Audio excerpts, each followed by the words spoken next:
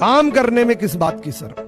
काम इस दुनिया में कोई छोटा या बड़ा नहीं होता, बस उस काम को करने के अंदाज अलग अलग होते हैं। कोई अपने काम को बोझ समझता है तो कोई अपने काम से प्यार करता है। और यकीन मानना मेरे दोस्त, जो अपने काम से प्यार करता है वो काम उस आदमी को राजा बना देता है।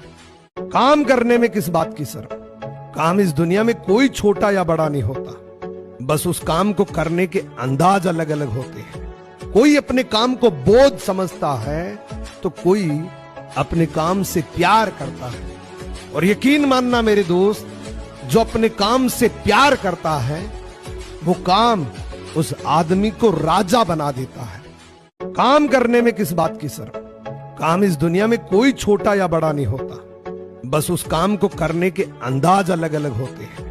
कोई अपने काम को बोझ समझता है तो कोई अपने काम से प्यार करता है। और यकीन मानना मेरे दोस्त, जो अपने काम से प्यार करता है वो काम उस आदमी को राजा बना देता है। काम करने में किस बात की शर्म। काम इस दुनिया में कोई छोटा या बड़ा नहीं होता, बस उस काम को करने के अंदाज अलग अलग होते हैं। कोई अपने काम को बोझ समझता है तो कोई अपने काम से प्यार करता है।